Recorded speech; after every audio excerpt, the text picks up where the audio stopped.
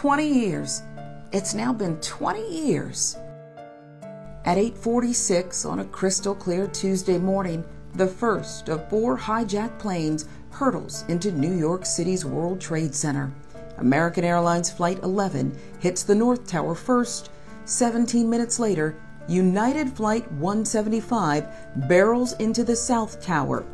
In less than 2 hours, both structures collapsed, leaving a hallmark of America's power and prosperity in ruins. Looks like it went into the Pentagon. At 9:37 a.m., a third commandeered jet crashes into the western wall of the Pentagon.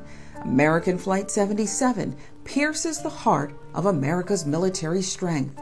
And minutes later, United Flight 93 is grounded into an empty field in western Pennsylvania, barely 20 minutes outside Washington, D.C., the work of heroic passengers already aware of the fate of the other 3 planes.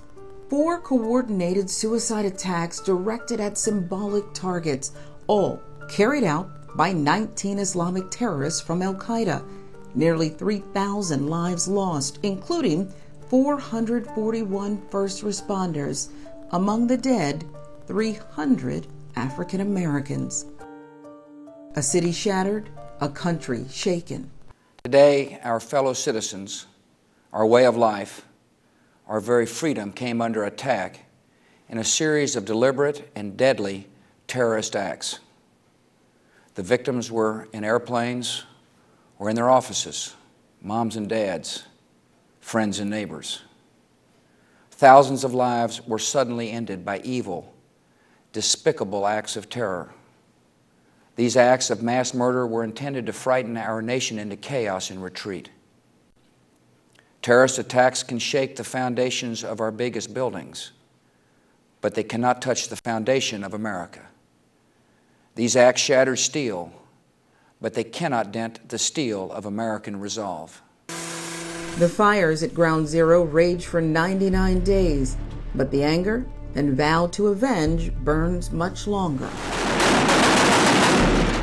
Operation Enduring Freedom began 26 days after the attacks, a targeted military campaign to eliminate Al-Qaeda and Osama bin Laden from Afghanistan, remove Saddam Hussein from power in Iraq, and prevent the production of weapons of mass destruction. 2,300 American casualties, 20,000 wounded in action. Bin Laden killed almost a decade later under the Obama administration. Combat operations lasting 13 years and even more fallout we're feeling today. Back home, the Department of Homeland Security is established and airline travel is completely overhauled.